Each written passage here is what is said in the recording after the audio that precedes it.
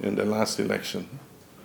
And we came up strongly and said that if we won the election, we were going to take up the fight against corruption and the issue of accountability of public officers. We're going to take it up very strongly. And so it was a commitment we made to the people of Ghana. And we launched a program called Operation Recover All the Loot.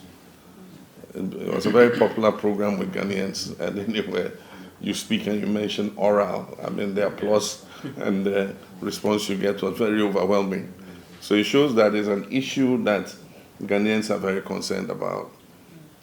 And of course, the fight against corruption must be important because the ordinary people realize that the more the political elite steal, the more fewer resources are available for the most important things like healthcare, like education, and so on and so forth.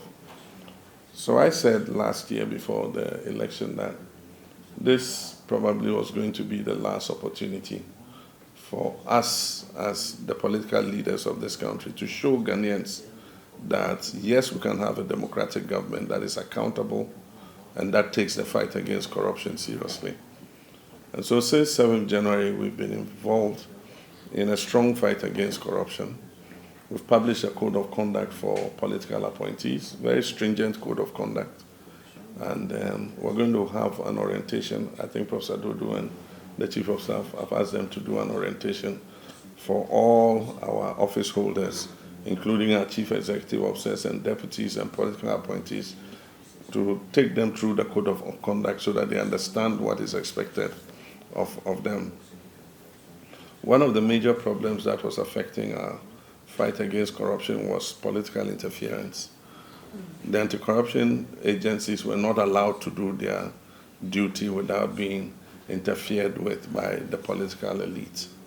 And there was a clear case in point when the special prosecutor came and said that the president had called him and asked him to stop a certain investigation, and the Minister of Finance had gone to his house to try to influence him to stop the investigation into the Ajapa, we call it the Ajapa deal.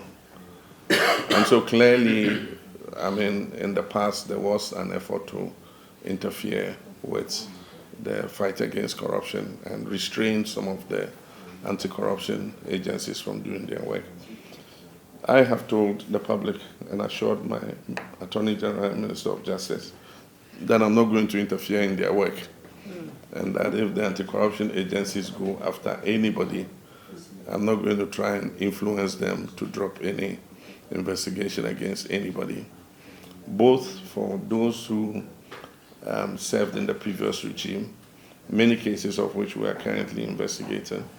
We set up the oral committee. It identified 33 cases, and it was handed over to the Attorney General, and he's created special investigative teams to investigate each of them.